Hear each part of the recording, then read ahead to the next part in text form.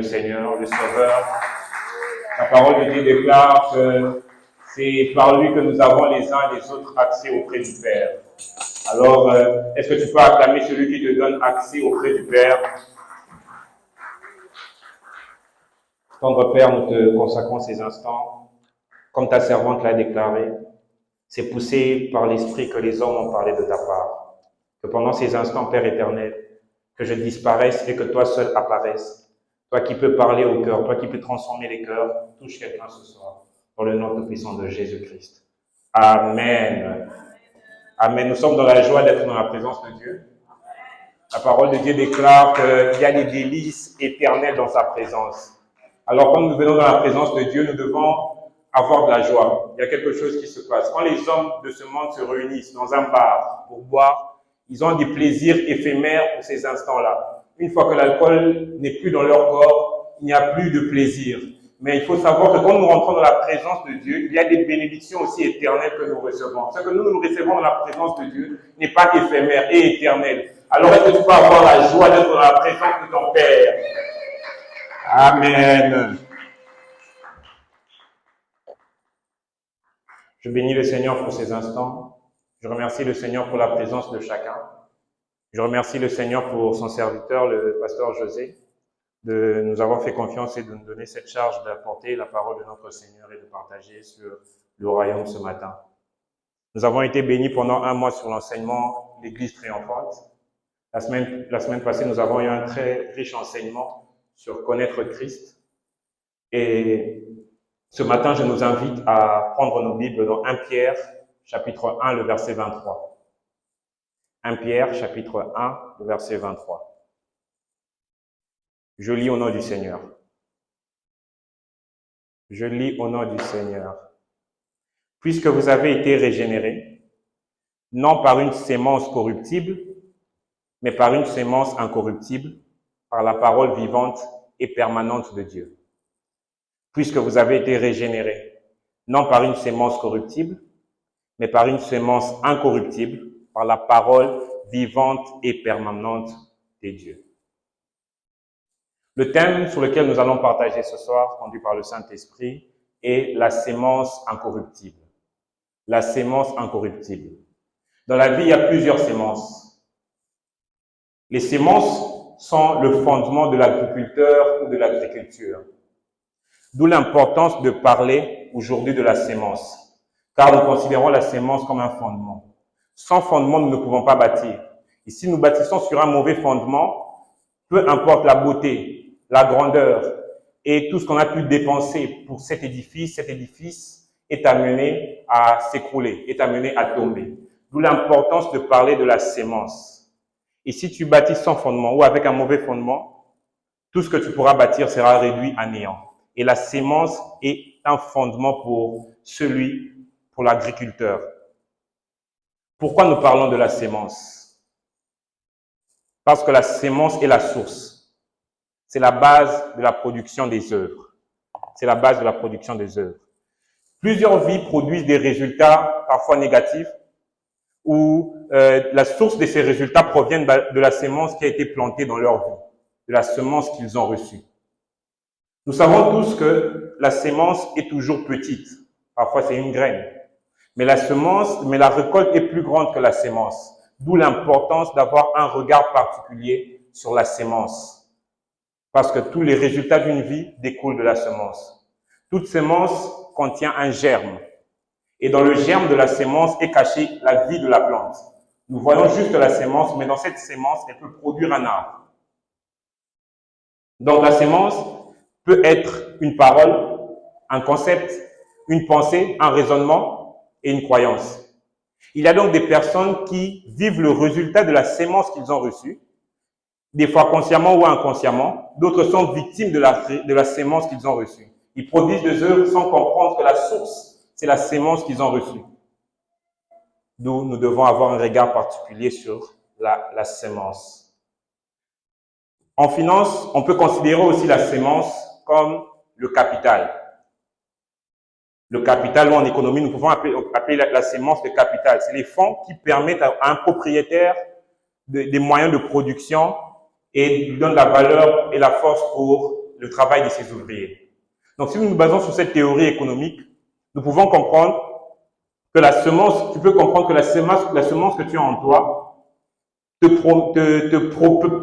produit des œuvres dans ta vie. Elle a aussi un rapport avec les autres. Donc, la semence que nous avons reçue a de l'impact sur notre vie, a de l'impact aussi sur nos relations. Quand le Seigneur veut travailler, faire une œuvre avec une personne, si le Seigneur veut faire une œuvre avec toi, il faut que tu comprennes l'importance de la sémence. Il s'en charge. Avec Moïse et son peuple, dans Exode 3, 7 à 8, la parole de Dieu dit, l'Éternel dit, j'ai vu la souffrance de mon peuple qui est en Égypte. J'ai entendu les cris que lui font pousser ses oppresseurs, car je connais ses douleurs. Je suis descendu pour le délivrer de la main des Égyptiens et pour le faire monter dans ce pays, dans ce beau pays et vaste pays. Et il décrit ce pays où coule le lait et les miels. Et nous voyons qu'avant d'envoyer Moïse, le Seigneur a décrit l'état du peuple et a donné une parole. Et nous verrons que toutes les fois où Moïse a agi selon la parole qu'il avait reçue, il y a eu des prodiges, non pas seulement dans sa vie, mais pour la vie de tout un peuple. La semence que tu reçois a de l'impact sur ta propre vie, a de l'impact sur l'œuvre que tu fais, a de l'impact sur le travail, a de l'impact sur les relations que tu as avec les autres.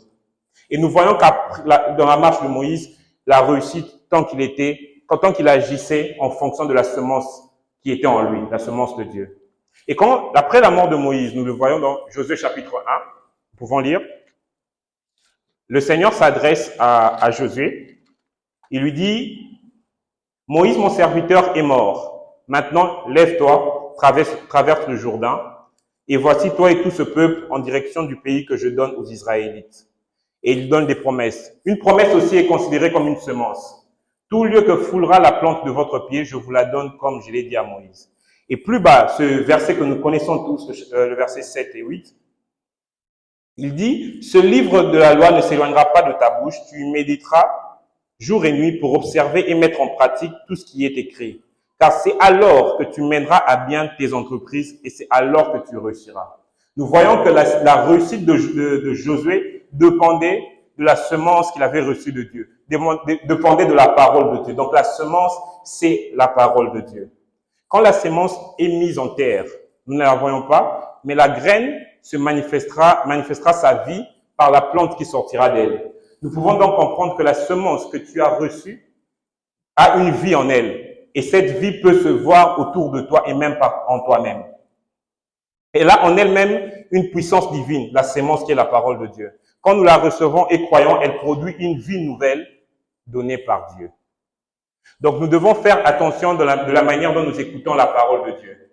Jésus-Christ, dans Marc 84, il dit, prenez garde à ce que vous entendez.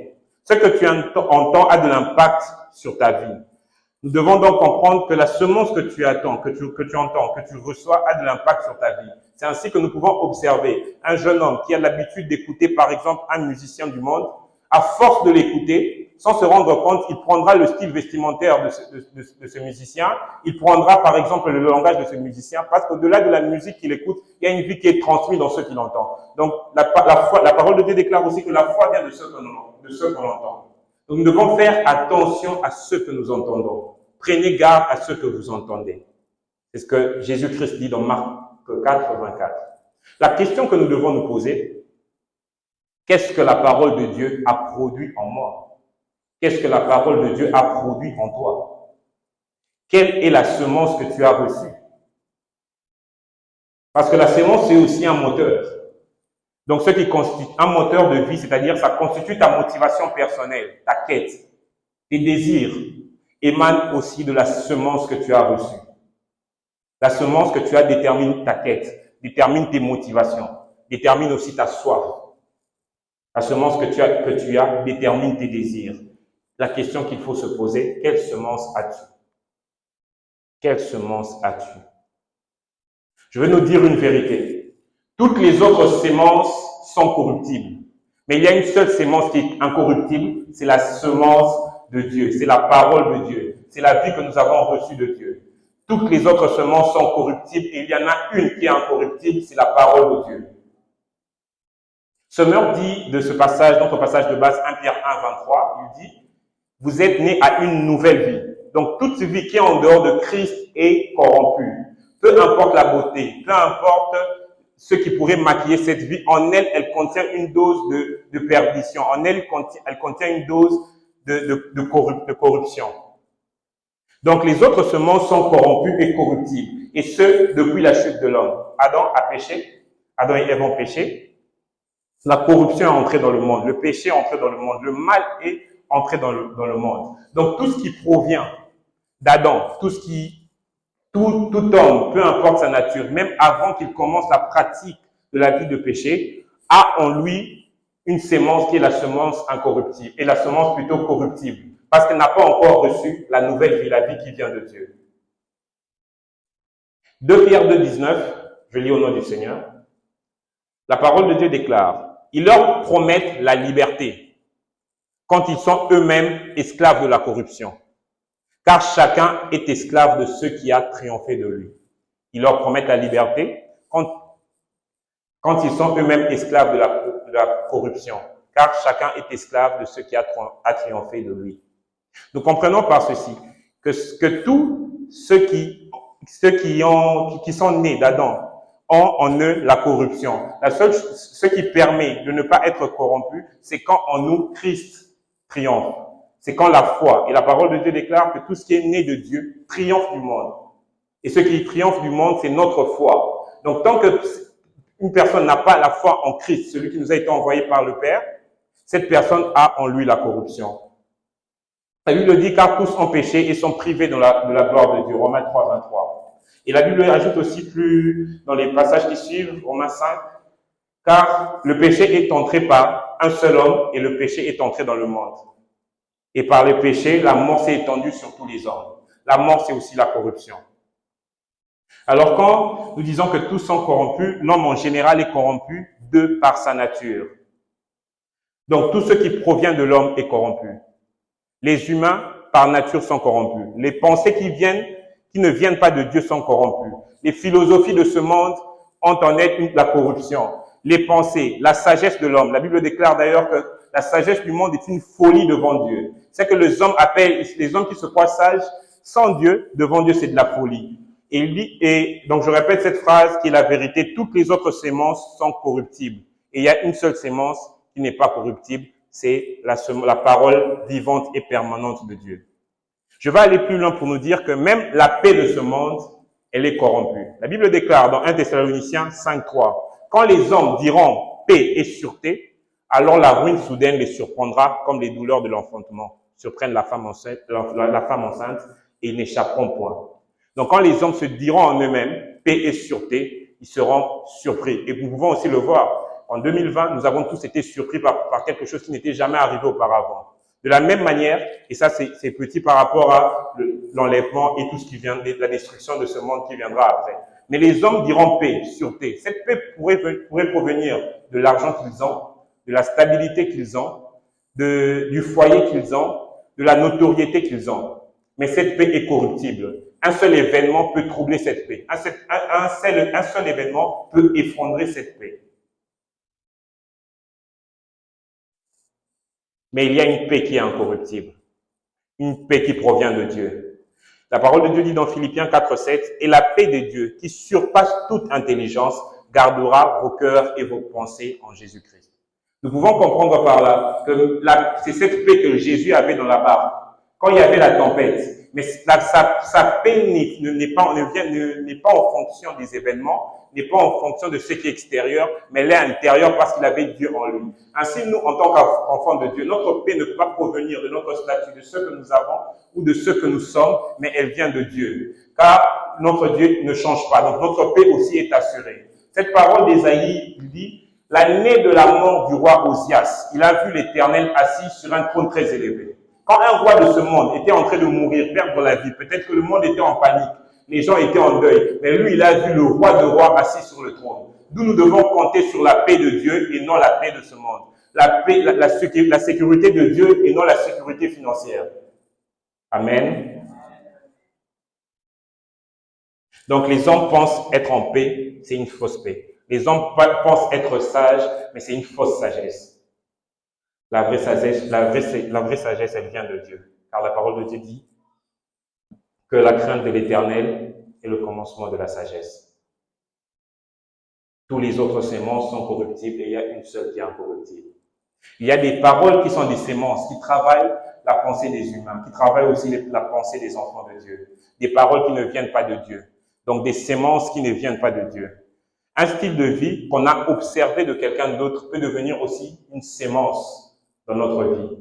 La Bible dit dans 1 Pierre 1,18, sachant que ce n'est pas par des choses périssables, ni par l'argent ou de l'or que vous avez été rachetés de la vaine manière de vivre que vous avez hérité de vos pères.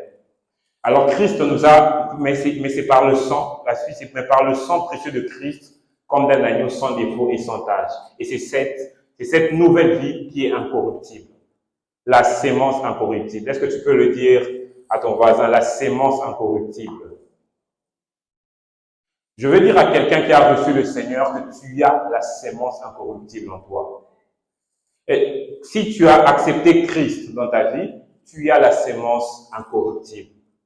Il faut il a fallu que la sémence incorruptible prenne chair, notre Seigneur Jésus. La Bible dit dans Jean 1, 12, 14, mais à tous ceux qui l'ont reçu, à ceux qui croient en son nom, il a donné le pouvoir de devenir enfants de Dieu, lesquels sont nés, non du sang, ni de la chair, ni de la volonté de l'homme, mais de Dieu. Et la parole a été faite chair et elle habite parmi nous, pleine de grâce et de vérité. Nous avons contemplé sa gloire, une gloire comme la gloire du Fils unique venu du Père. On dit qu'elle a habité parmi nous. Il a fallu que Christ vienne, lui qui est notre sémence incorruptible, lui dont le péché n'a pas été corrompu par le péché. La Bible déclare que Christ a vécu sans commettre de péché. Donc il a fallu que la semence vienne d'en haut. Tout ce qui est né de Dieu triomphe du monde. Et la sémence est venue de Dieu. Elle a été mise en terre, elle a produit des enfants de Dieu. Donc je veux dire à quelqu'un que si tu es un enfant de Dieu, tu as en toi cette sémence qui est incorruptible. C'est voilà pourquoi Paul pouvait le dire. La mort n'a même pas pu corrompre, parce que la Bible, même ce chant que nous chantons souvent, que même la mort n'a pas su le retenir. Même dans le tombeau, Jésus est Seigneur. Et Paul pouvait le déclarer. Et si Christ n'est pas ressuscité, votre foi est vaine. Vous êtes encore dans vos péchés. Gloire soit rendue à notre Père, qui par sa puissance a ressuscité Jésus-Christ d'entre les morts. Heureusement, nous sommes de cette race des incorruptibles parce que Christ a vaincu la mort. La résurrection de Christ nous garantit 4 choses. L'acceptation du sacrifice de Christ. Dans Exode, nous pouvons le voir que pour l'expiation de péché ou pour le pardon de péché, il fallait que le sacrificateur entre dans les lieux très saints.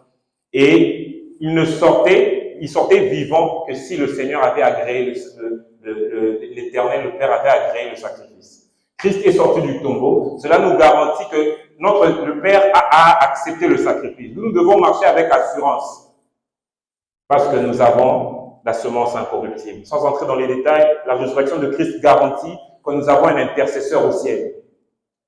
Nous avons un intercesseur au ciel. Nous, tu dois prendre aussi conscience de l'importance de la prière. Si le Seigneur Jésus-Christ intercède alors qu'il est au ciel, c'est que nous, sur la terre, nous devons prier, nous devons intercéder. La résurrection de Christ garantit aussi une source illimitée de puissance. C'est ainsi que la parole de Dieu dit que l'Esprit qui a ressuscité Christ d'entre les morts habite en vous, rendra la vie à vos corps mortels. Donc la sémence que tu as en toi a une source illimitée de puissance. Et la résurrection de Christ garantit aussi notre propre résurrection. Donc nous voyons que Jésus-Christ a vécu sur la terre. La Bible dit qu'il a été affligé comme nous, mais cela on dit que la Bible dit que nous avons souvent un sacrificateur qui ne puisse compatir à nos faiblesses. Au contraire, il a été tenté comme nous en toutes choses. Mais la différence avec lui, c'est qu'il avait la semence incorruptible qui venait de Dieu et le péché n'a pas pu le corrompre. Il a pu ressentir la pression, mais la Bible dit sans commettre de péché. Donc sa destinée n'a pas été corrompue. Donc, comme nous disons que nous parlons des sémences corruptibles, nous voulons dire qu'il y a des sémences, donc il y a des choses que nous recevons qui peuvent être altérées, donc qui peuvent être abîmées, qui peuvent être dépravées. Des sémences qui peuvent te pousser à désirer le mal ou à te complaire dans le mal. Des sémences qui peuvent pervertir. La Bible dit dans Hébreux 6, 19, « Cette espérance, nous la possédons comme l'encre de l'âme. Elle est sûre et solide. elle pénètre au-delà du voile. J'aime bien ce passage. C'est-à-dire que la parole que nous avons, cette espérance que nous avons, cette sémence que nous avons, elle est comme une encre de l'âme, sûre et solide. Donc c'est un fondement sur lequel nous pouvons bâtir, parce qu'elle est sûre et solide. Et elle dit qu'elle pénètre au-delà du voile. Paul parle quelque part dans Corinthiens du voile. Il parle des personnes qui ont un voile qui les empêche de recevoir la parole de Dieu. Il dit que jusqu'à ce jour, quand on lit Moïse, un voile est jeté sur les cœurs. Mais lorsque les cœurs se convertissent au Seigneur, le voile est ôté. Le voile est ôté. Voilà pourquoi, quand tu es un enfant de Dieu, tu n'as pas la même compréhension des Écritures et de la parole de Dieu que celui qui ne s'est pas converti. Pourquoi? Parce qu'il y a un voile. Et ce voile l'empêche de recevoir Christ. Ce voile empêche son cœur de s'incliner à la parole de Dieu. Alors il a du mal à accepter la semence ou à recevoir la semence. Le voile est ôté lorsque tu te convertis. C'est pour ça que je disais tout à l'heure que si tu es un enfant de Dieu, tu as en toi la semence incorruptible. La semence que nous avons reçue détermine nos œuvres. La Bible dit dans 1 Jean chapitre 3, 9, « Quiconque est né de Dieu ne pratique pas le péché. » Notre version dit « ne mène pas une vie de péché. » Parce que la semence de Dieu demeure en lui. Parce que la semence de Dieu demeure en lui. Et il ne peut pécher parce qu'il est né de Dieu. Est-ce que la semence demeure en toi? Protèges-tu la semence que tu as reçue? Entretiens-tu la semence que tu as reçue? La semence est intérieure, mais il y a des œuvres extérieures qui manifestent et qui montrent que cette personne a reçu la semence de Dieu. Personne tout le monde ne voit pas la semence, mais les œuvres définissent souvent la semence que nous avons reçue. 1 Corinthiens 3, 14, Paul parle, il dit, « Si l'œuvre bâtie par quelqu'un sur le fondement subsiste, il recevra une récompense. » Plusieurs bâtissent leur vie sur des valeurs personnelles. D'autres bâtissent leur vie sur le développement personnel. Le développement personnel n'est pas mauvais, mais tant que tu le fais sans Dieu et que tu te développes personnellement et que tu n'as pas Dieu, ce développement est vain. Parce qu'il y a en lui aussi une dose de corruption. Il n'y a que la parole de Dieu, la semence de Dieu qui est incorruptible.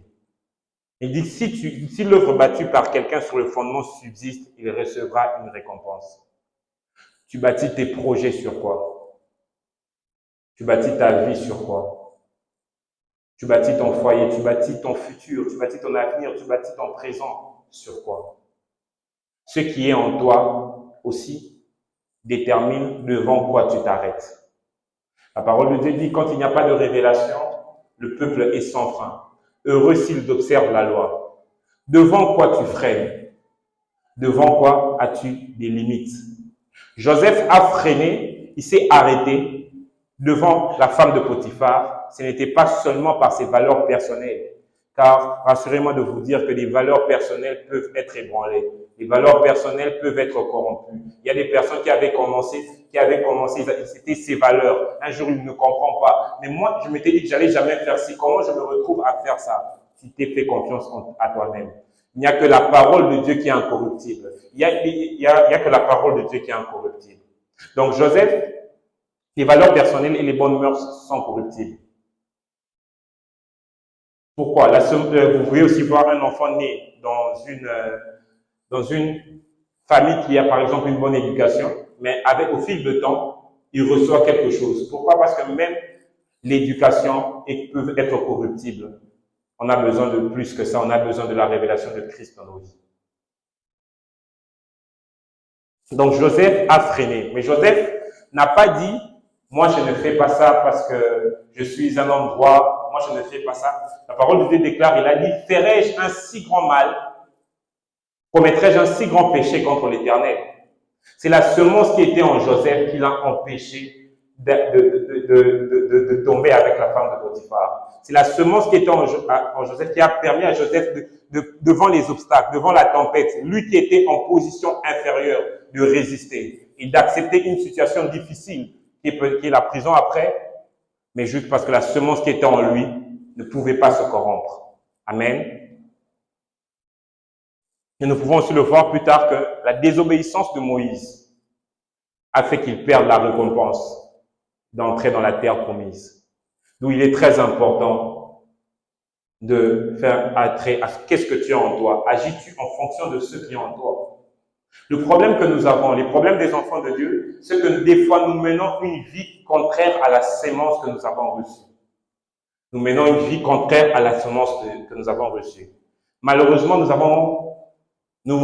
y a des personnes qui ont reçu la semence de Dieu, mais ils produisent des œuvres de ténèbres.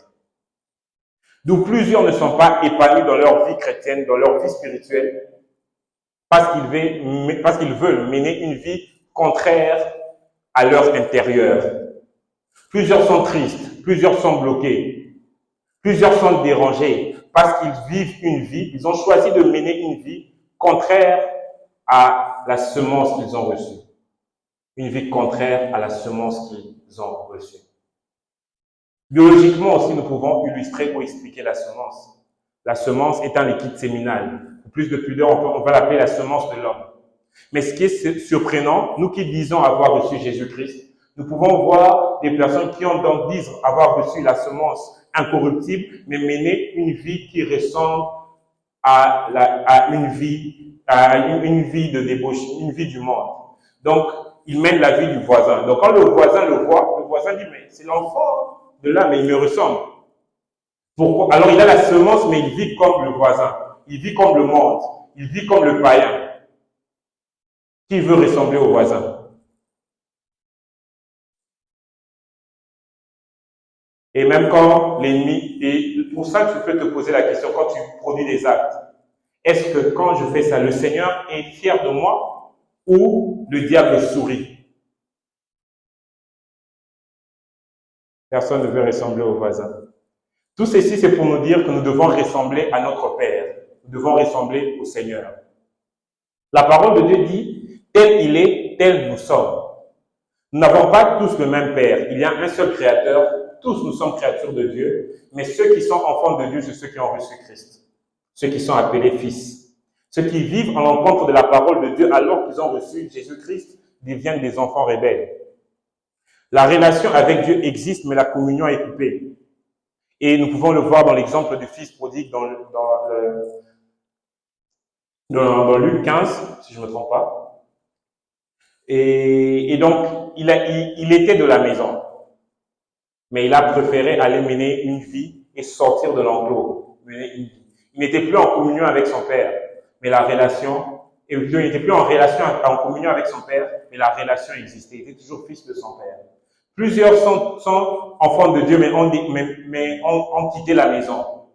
Plusieurs sont enfants de Dieu, mais ont abandonné le chemin de la maison. Je voudrais dire à quelqu'un, rentre à la maison avant qu'il ne soit trop tard. Rentre à la maison avant la tempête.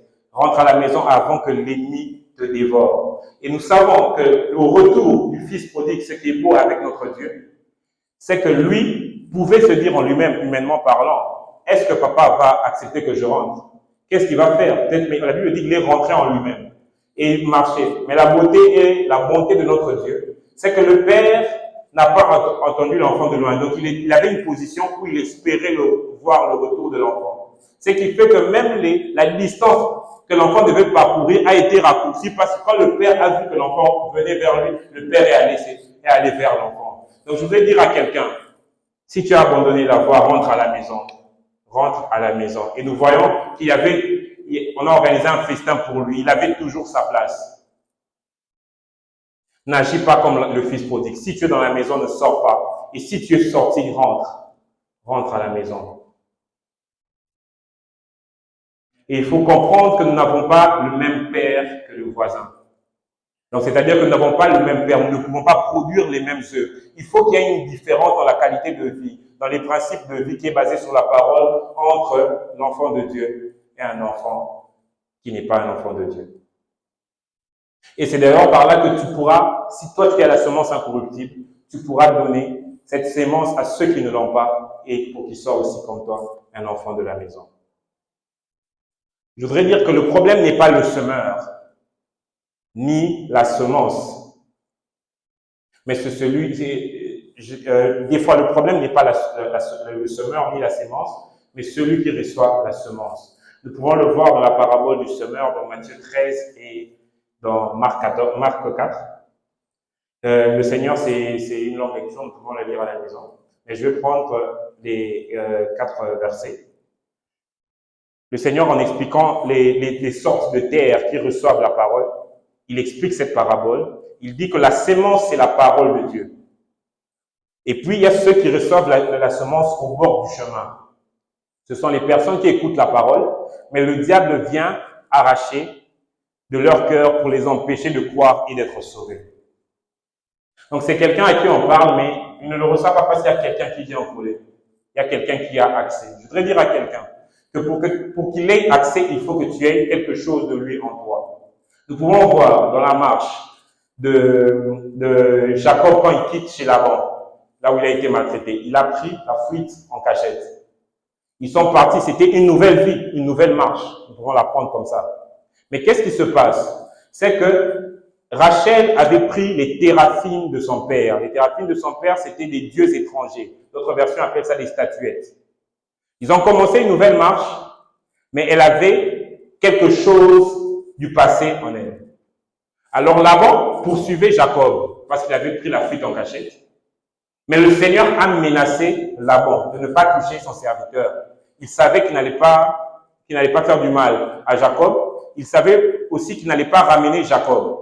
Mais nous voyons que Laban a continué son chemin en poursuite de Jacob. Pourquoi? Parce que Rachel avait en elle les téraphines de son père, les dieux étrangers. Des fois, plusieurs souffrent et disent, je suis combattu, j'ai l'impression que le diable me poursuit. Certes, le combat spirituel existe, mais il y a des fois des combats que tu mènes parce que tu as quelque chose de lui en toi. Il faut se débarrasser des dieux étrangers. On ne sert pas 2 mètres à la fois. La Bible dit qu'on ne sert pas 2 mètres à la fois. Soit c'est l'Éternel, soit c'est maman. C'est pour dire que tu ne peux pas avoir 2 mètres. Commencer une nouvelle marche, mais garder certaines choses. Et elle avait gardé ça, elle avait caché. Ce n'est pas parce que Jacob ne voyait pas, ou que les serviteurs ne voyaient pas, que cela n'existait pas. Ce n'est pas parce que le pasteur ne voit pas. Ce n'est pas parce que les parents ne voient pas, ou l'époux ou l'épouse ne voient pas, que cela n'existe pas. Donc, même si eux ne voyaient pas, mais ils étaient combattus parce que parmi eux, une personne avait encore gardé les choses du passé. Je voudrais te dire que quand tu acceptes Christ, débarrasse-toi des dieux étrangers, débarrasse-toi des choses qui ont pris de la place dans ton passé. Car il y a quelque chose de beau à l'horizon. Alléluia. Donc nous avons vu qu'il y a ce type de terre, donc ce type des personnes qui reçoivent au bord du chemin et le diable vient arracher. Il y a ceux qui reçoivent sur la pierre. Ce sont ceux qui entendent la parole et l'acceptent avec joie. Mais, et à la fin du culte, ils sont heureux. Oh, c'était chaud aujourd'hui, on a bien prêché, c'était beau. Mais comme ils ne laissent pas prendre racine en eux, leur foi est passagère. C'est ainsi que nous pouvons aussi observer dans des vies. Il y a des personnes, oh, cette période, on pense vraiment que c'est fini, elle ne va plus rentrer en arrière. Mais après, elle retombe. Mais ce n'était pas faux, c'était vrai. Il y avait quelque chose qui s'était passé en elle. Mais ça n'a pas pris de racine en elle. Donc pourquoi? Parce que l'épreuve est arrivée. Ils abandonnent tout. Mon frère, ma soeur, peu importe l'épreuve, reste attaché à Dieu. Daniel et ses compagnons étaient dans une position inférieure, mais ils ont refusé de se souiller par les mains du roi. Et nous voyons qu'à chaque fois que tu résistes et que tu refuses les propositions de l'ennemi, il faudrait savoir qu'il y a une gloire qui vient de Dieu qui t'attend. Et nous voyons que le Seigneur leur a donné une sagesse au-dessus de tous. Et il savait expliquer des énigmes. Et donc, je voudrais dire qu'il y a des personnes, il y a des terres où la semence tombe au milieu des ronces. Ça représente ceux qui ont écouté la parole, mais qui est étouffé par les soucis, les richesses et les plaisirs de la vie, de sorte qu'elle ne produit pas de fruits. Donc, ta personne est préoccupée par sa situation de vie, que la parole de Dieu n'a plus d'espace en elle. La parole de Dieu ne trouve pas de place en elle. Des fois, par les plaisirs de la vie, quelqu'un est trop heureux à tout ce qu'il veut, il n'arrive pas à recevoir la parole de Dieu. Et enfin, la semence tombée dans la bonne terre. Ce sont ceux qui, ayant écouté la parole, ils la retiennent d'un cœur honnête et bien disposé. Un cœur honnête et bien disposé.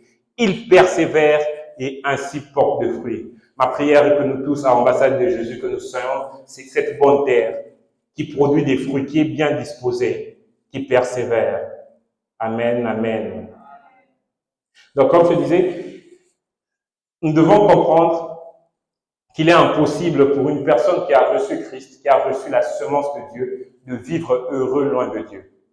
Ce n'est pas possible. Si tu as reçu réellement Christ dans ta vie, peu importe ce qui peut arriver et que tu t'éloignes, tu ne seras pas heureux. Il y aura un cri dans le cœur, il y aura un cri intérieur. Et ce cri, c'est une semence incorruptible. C'est la semence incorruptible qui n'accepte pas la corruption que tu fais entrer dans ta vie. Voilà pourquoi les personnes qui ont réellement accepté le Seigneur sont dérangées quand ils pêchent, sont dérangées quand ils sont en dehors de la parole de Dieu. Ils n'ont pas la paix. Et des fois, ça peut même se traduire physiquement comme ça. Il est impossible pour une personne qui a reçu la semence de Dieu de vivre loin de Dieu. Je voudrais parler aussi des semences qui se ressemblent. Ce n'est pas la semence incorruptible, mais elle ressemble à la semence incorruptible. Nous connaissons ce passage qui dit « Enseigne à l'enfant la voie qu'il doit suivre, comme ça quand il sera grand, il ne se détournera pas. » C'est une recommandation du Seigneur et c'est merveilleux. Mais plusieurs, je ne parle pas des parents, mais je parle des enfants à qui on a enseigné cela, l'ont pris comme une éducation. Comme on a, certains ont été, ils sont éduqués, ils sont très polis chez eux, très respectueux. Et tous les enfants ont pris la vie de Christ comme une éducation. Donc j'ai l'éducation chrétienne. D'autres même sont allés plus loin à dire je suis chrétien mais pas pratiquant. La première fois qu'on a appelé, on a dit le mot chrétien, c'était à Antioche. Ce n'était pas Jésus qui avait appelé les chrétiens, mais c'est ceux qui sont autour, qui avaient vu qu'ils étaient comme Christ qui ont appelé chrétiens. Mais Christ a appelé disciple. Un disciple n'est pas un disciple dans la pratique, un disciple n'est pas dans l'éducation ou dans la théorie. D'où l'éducation chrétienne, elle est merveilleuse, elle est très bonne parce qu'on expose l'enfant, on expose la personne à la sémence. Mais la personne n'a pas reçu la semence. La personne a connaissance de la semence, mais la personne dans son cœur n'a peut-être pas ouvert son cœur dans la semence. D'où on peut voir que la plupart des enfants de pasteurs disent ils n'ont pas souvent des dates précises de quel a été le déclencheur. Pourquoi? Parce qu'ils ont grandi avec dans la maison, que c'est devenu comme une éducation. Et même les amis savent que c'est une éducation. On peut même te poser des questions. Tu as la connaissance théorique, mais tu n'as pas la vie de Dieu. Je voudrais dire à quelqu'un que l'éducation chrétienne n'est pas la semence incorruptible. La semence incorruptible est celui qui a reçu personnellement Jésus-Christ comme Seigneur et Sauveur dans sa vie. Et d'où il est très important, et c'est très merveilleux, d'avoir cette éducation, qu'on nous montre le chemin. C'est très très important.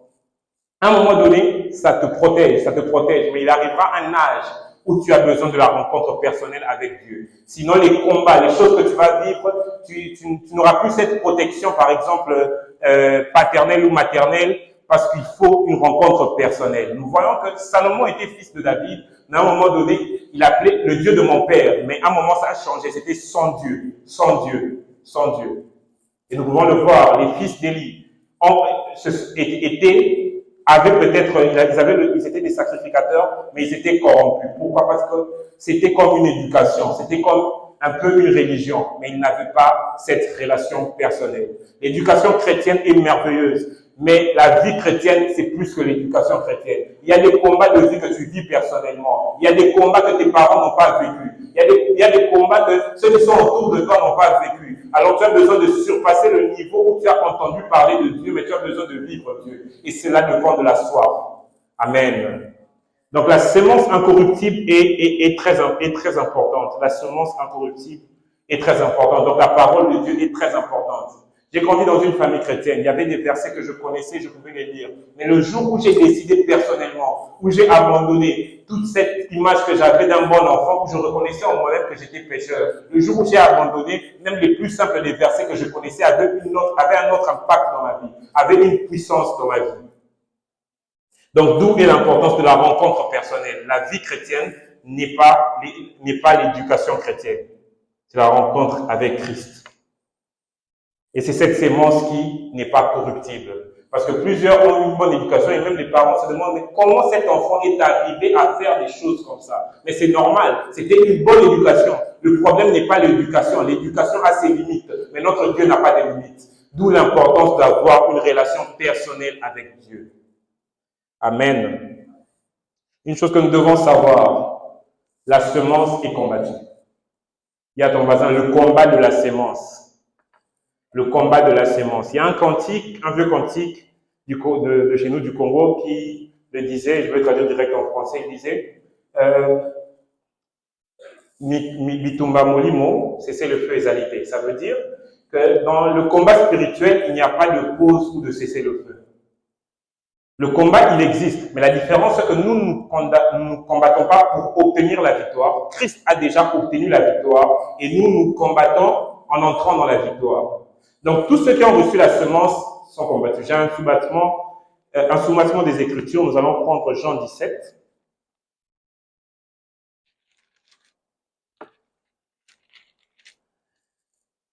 Jean 17. Jean 17, le verset 14, 15 et 16. Je lis au nom du Seigneur. C'est Jésus, c'est une prière Jésus, c'est la prière qu'on appelle la prière sacerdotale. Il dit, je leur ai donné ta parole, et le monde les a haïs. Pourquoi? Je leur ai donné ta parole. Et la haine du monde est venue après qu'ils aient reçu la parole de Dieu. Et nous avons vu que la parole de Dieu, c'est la sémence de Dieu. Donc le fait que tu as reçu la semence incorruptible, le monde t'a haï. Pourquoi? Parce que nous ne sommes pas du monde. Nous vivons dans le monde, mais nous ne sommes pas du monde. Et c'est même, ça a un lien même avec le nom de notre Église, ambassade de Christ. Donc l'ambassadeur vit peut-être dans le territoire, mais il n'est pas de ce territoire-là. Et de la même manière, donc nous ne sommes pas du monde. Et Jésus continue, il dit, je ne te prie pas de les ôter du monde, mais les garder du malin. Pourquoi les garder du malin? Nous verrons dans l'Apocalypse qu'il a une grande colère et il sait qu'il a peu de temps et il veut détruire. Mais nous avons cette assurance que nous sommes gardés du malin. Et ils ne sont pas du monde comme moi, je ne suis pas du monde. Donc nous comprenons que le fait d'avoir reçu la semence de Dieu, nous avons en même temps reçu les bénédictions qui découlent de la semence, mais nous avons aussi reçu les combats qui découlent de la semence. L'un des grands combats, c'est les combats des pensées. L'ennemi peut t'attaquer par des pensées. Mais sache qu'on ne combat pas des pensées avec des pensées, mais on combat les pensées avec la parole de Dieu. Quand tu as une pensée qui n'est pas de Dieu, une pensée qui te frustre, une pensée qui t'oppresse, tu n'as qu'à déclarer la parole de Dieu. Car la parole de Dieu est vivante et efficace. Jésus, quand il a été tenté par le diable, il a déclaré la parole. Il a déclaré la parole. Il a déclaré la parole. Le combat de la semence. Souvent, nous ne sommes pas conscients de la semence que nous avons. Nous vivons comme tout le monde. Et il arrive même des fois que les hommes du monde ont plus conscience de la semence que nous avons, alors que nous ne l'avons pas. Je connais très bien ce jeune homme qui a commencé à mener une vie de débauche, mais dans son groupe, un garçon dans ce groupe de débauche, pendant qu'il buvait, l'un lui dit, toi, pourquoi tu es avec nous? Il y a une église en toi. Mais cette personne qui le disait n'était pas conduite par le Saint-Esprit. Mais spirituellement, il avait peut-être des mauvais esprits, ou je ne sais pas. Mais il a pu détecter ce que lui-même ne détectait pas. Il faisait la même chose, mais il lui dit, toi tu fais ça, pourquoi tu fais ça? Tu as l'église en toi. Donc il faut agir en fonction de la semence que tu as. Il faut agir en fonction de la semence que tu as. Les œuvres que tu produis dépendent de la semence que tu as. Et comme je le disais, on ne sert pas 2 mètres à la fois. On ne peut pas mélanger les semences. C'est la semence de Dieu dont nous avons besoin. Et chaque fois que tu as la semence de Dieu, que tu décides de te détourner de ce que le Seigneur veut que tu fasses, sache que tu ne vivras pas libre. Nous voyons Jonas qui avait reçu une parole d'aller à Ninive. C'était une sémence, il était lui-même un prophète. Il a reçu une parole de l'Éternel, mais il a voulu agir selon lui. Il a voulu fuir. Mais nous voyons qu'il y a eu des combats que les autres ont vécus parce que lui était avec eux dans le bateau, jusqu'à être jeté et avalé par le grand poisson. Nous devons comprendre que nous devons agir en fonction de la semence qui est en nous. Et nous voyons Paul et Pierre, quand ils ont le fait que Christ est entré dans leur vie, nous voyons comment ça a changé leur vie. Ils ont été chamboulés. Et Paul qui vivait une vie pour persécuter l'Église, Paul a été celui qui allait implanter les églises. La semence que tu reçois, pourtant il avait une autre semence. Mais dès qu'il a reçu la semence incorruptible, Il a rejeté tout ce qu'il avait. Il a considéré ça comme de la boue. Parce qu'il a reçu la semence incorruptible. Parce qu'il a reçu la semence incorruptible. Mon frère, ma soeur, il est important que tu saches que la semence que tu as reçue est une semence incorruptible.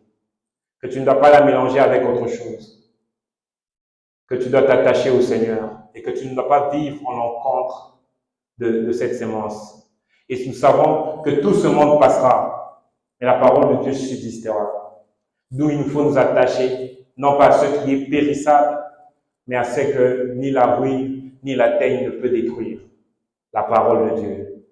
Une vie basée sur la parole de Dieu est une vie réussie sur cette terre et même dans la vie d'après. Cette encre de la possédant comme une encre de l'âme. Elle est sûre et solide. Elle pénètre au-delà du voile. Alors, c'est le fait que nous ayons la semence, pour finir, le fait d'avoir la semence en toi, cela ne te rend pas libre. Tu as besoin tu dois partager cette semence. Souvent, ceux qui viennent de se convertir ont tendance à parler de Christ autour d'eux. Et cela ne doit pas s'arrêter qu'après la conversion. C'est une vie que nous devons mener. Il y a un jeune chanteur français qui raconte une histoire vraie, que c'est un garçon à qui on a annoncé l'évangile. Un soir, il ne l'a pas, ses amis ont pensé que c'était comme toutes les autres fois, il ne croyait pas. Et c'est vrai, il n'avait pas cru. Et il est sorti, et c'est pendant l'overdose, auprès de la mort, qu'il s'est souvenu et qu'il a accepté Christ. Ce n'était pas le temps, mais il a précipité sa mort, malheureusement. Mais à la dernière seconde de sa vie, il a accepté Christ. Pourquoi? Parce que ce soir-là, quelqu'un a décidé de partager la semence. Quelqu'un a décidé de partager la semence. Plusieurs vies ont été sauvées parce que quelqu'un a parlé.